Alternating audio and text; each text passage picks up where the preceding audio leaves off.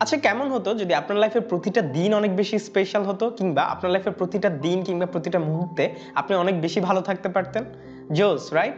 সত্যি বলতে ভালো থাকা কিংবা ভালো সময় কাটানো টোটালি প্র্যাকটিসের উপর ডিপেন্ড করে। আপনি যদি ভালো থাকার জন্য কিংবা হ্যাপি থাকার জন্য প্র্যাকটিস করেন তাহলে অবশ্যই আপনি ভালো থাকতে পারেন। তার জন্য কিছু প্র্যাকটিসের প্রয়োজন। সো আপনি যদি জানতে চান যে আপনার লাইফের প্রতিটা দিনকে কিভাবে স্পেশাল করে তুলবেন কিংবা প্রতিদিন কিভাবে ভালো থাকবেন, তাহলে দেখতে থাকুন পুরো ভিডিওটি, কেননা এই এপিসোডে আমি শেয়ার করব কিভাবে আপনার লাইফের প্রতিদিনকে অনেক বেশি স্পেশাল করে তোলা যায়। তার আগে বলে নিচ্ছি, এই টপিকে আমাদের আরেকটি ভিডিও আছে যেটি অলরেডি ইউটিউবে পাবলিশড, চাইলে সেই ভিডিওটি দেখে নিতে পারেন যদি এখনও না দেখে থাকেন। মাঝখানে সময়টাতে এও বলে নিচ্ছি, আপনি যদি এখন পর্যন্ত আমার ইউটিউব চ্যানেলটি সাবস্ক্রাইব না করে থাকেন, প্লিজ এখনই সাবস্ক্রাইব করে ফেলুন such that you never miss any uploads. যেহেতু আপনি সাবস্ক্রাইব এবং শেয়ার করেই ফেলেছেন, লেটস গেট স্টার্টেড। ভালো আছি বলার প্র্যাকটিস করুন। কেউ যখন আমাদেরকে জিজ্ঞেস করে যে আমরা কেমন আছি বা আমরা ভালো আছি কিনা বা আমাদের কি খবর, আমরা সবসময় অনেক বেশি হতাশাজনক অ্যান্সার করি, লাইক আমি ভালো আছি, মোটামুটি আছি, হ্যাঁ আছি। এ ধরনের অনেকগুলো ডিপ্রেসিভ বা অনেকগুলো কনফিউজড অ্যান্সার করে ফেলি, যা মোটেই ঠিক না। কেউ যখন আপনাকে জিজ্ঞেস করবে যে আপনি কেমন আছেন, তার প্রতি উত্তরে যদি আপনি তাকে খুব হাস্যোজ্জ্বল মুখে বলতে পারেন যে হ্যাঁ ভালো আছি, খুব ভালো বা খুব ভালো আছি, এভাবে যদি বলেন তাহলে আপনার মনের মধ্যে এক ধরনের স্পৃহা জাগ্রত হয় ভালো থাকার, যার মাধ্যমে আপনি খুব ইজিলি ভালো থাকা শুরু করবেন। ফর এক্সাম্পল, আপনি চাইলে বিষয়টা এক্সপিরিয়েন্স করতে পারেন। কেউ একজন বা আপনার কোনো একটা ফ্রেন্ড আপনাকে জিজ্ঞেস করলো আপনি কেমন আছেন, আপনি তাকে বললেন যে হ্যাঁ আপনি ভালো আছেন বা মোটামুটি ভালো আছেন, এটা বলে দেখবেন। আর আরেকদিন এটা বলে দেখবেন যে আপনি খুব ভালো আছেন। এই খুব ভালো আছি বলার মধ্যে এক ধরনের স্পৃহা কাজ করবে যে আপনাকে অনেক বেশি ভালো থাকতে সহযোগিতা করবে। সো ভালো আছি বা খুব ভালো আছি বলার প্র্যাকটিস করুন, এবং ভালো আছি কিংবা খুব ভালো আছি কথাটা বলার সময় হাস্যোজ্জ্বল চেহারা কিংবা অনেক বেশি স্যাটিসফ্যাকশন যেন আপনার চেহারায় থাকে, এই বিষয়টা এনশিওর করুন।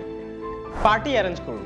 লাস্ট এপিসোডে আমি শেয়ার করেছি যে ছোটোখাটো পার্টি অ্যারেঞ্জ করার জন্য, অর্থাৎ আপনি দুপুরে খাবার খাবেন, সো কয়েকজনকে মিলে আপনি বললেন যে হ্যাঁ চলো, আপনার কলিগ যারা আছে তাদেরকে মিলে বললেন হ্যাঁ সবাই চলো একসাথে মিলে খাবার খাই বা বাইরে থেকে কিছু অর্ডার করি, কিংবা বাসায় রাতে একসাথে খাবার খেলেন। বিষয়টা হচ্ছে এমন। এছাড়াও কিন্তু আমাদের লাইফে অনেকগুলো স্পেশাল দিন থাকে। ফর এক্সাম্পল, আপনার বার্থডে কিংবা আপনার বাসার কোনো বাবুর বার্থডে কিংবা আপনার বাবা মার বার্থডে, তখন আপনি চাইলে ছোটোখাটো বা কিংবা বড় করে পার্টি অ্যারেঞ্জ করতে পারেন।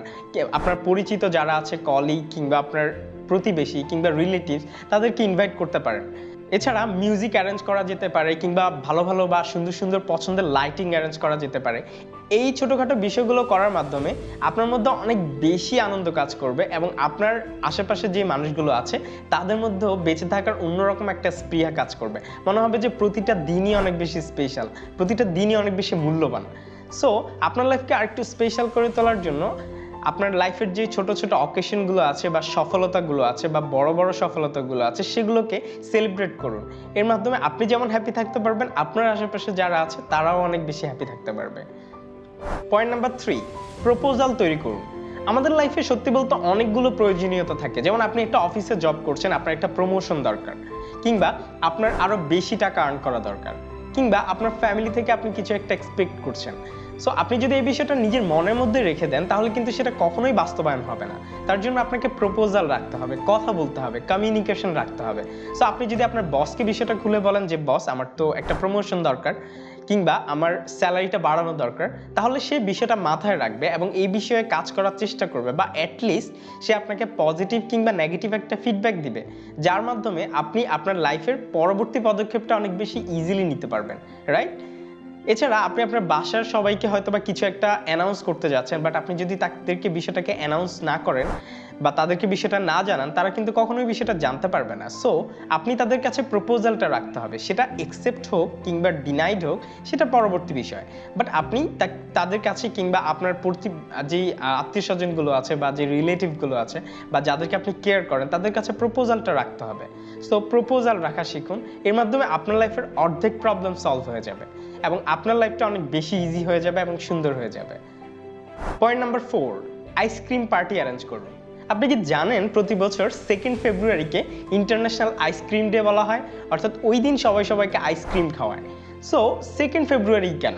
আপনি চাইলে আপনার লাইফের অনেকগুলো দিন বা যেদিন আপনার মন চায় সেদিন অনেকগুলো মানুষকে, আপনার অনেকগুলো কলিগ হতে পারে কিংবা আপনার ফ্যামিলি মেম্বাররা হতে পারে, যারা যারা আইসক্রিম পছন্দ করে, সবাইকে আইসক্রিমের ট্রিট দিতে পারেন। এর মাধ্যমে তারা যেমন অনেক বেশি খুশি হবে, তাদের হ্যাপিনেসের কারণে আপনি অনেক বেশি স্যাটিসফাইড হবেন এবং আপনার ওই মুহূর্তগুলো অনেক বেশি সুন্দর হবে। সত্যি বলতে আমাদের লাইফে অনেকগুলো সময় আসে যখন অনেক খারাপ সময় যায় আমাদের মধ্য দিয়ে। সো আমরা যদি ওই খারাপ সময়গুলোকে এই ধরনের মোমেন্ট দিয়ে ভরিয়ে দিতে পারি, তাহলে কিন্তু দুঃখ বা স্যাডনেস আমাদেরকে ছুঁতেও পারবে না। আমরা সবসময় হ্যাপি থাকতে পারবো। সো আইসক্রিম বা আইসক্রিম জাতীয় খাবারের পার্টি অ্যারেঞ্জ করুন। এর মাধ্যমে আপনি যেমন হ্যাপি থাকতে পারবেন, আপনার সারাউন্ডিং এর মানুষগুলো অনেক বেশি হ্যাপি থাকতে পারবে। পয়েন্ট নাম্বার 5, নিজের কাছে প্রতিজ্ঞা করুন। আমাদের লাইফে আমরা অনেক বিষয়ে নিজেদেরকে চেঞ্জ করতে চাই, বাট আমরা চেঞ্জ করতে পারি না নিজেদেরকে। অনেকগুলো কারণ থাকে এর পেছনে। কিন্তু আমরা যদি নিজেদের কাছে প্রতিজ্ঞা করি, তাহলে কিন্তু আমরা খুব ইজিলি সেগুলো ফুলফিল করতে পারি। একটা জিনিস লক্ষ্য করুন, আপনি একদিন রাতে ঘুমানোর সময় ভাবলেন যে আপনি সকাল 6টায় ঘুম থেকে উঠবেন। অবভিয়াসলি আপনি সঠিক মনে কিংবা সত্যভাবে বা সিরিয়াসলি ভাবলেন যে আপনি সকাল 6টায় উঠবেন। আপনি অ্যালার্ম সেট করলেন না। ট্রাস্ট মি, আপনি ওই দিন সকাল 6টায় আপনার ঘুম ভেঙে যাবে। এই বিষয়টা আমার সাথে অনেকবার হয়েছে।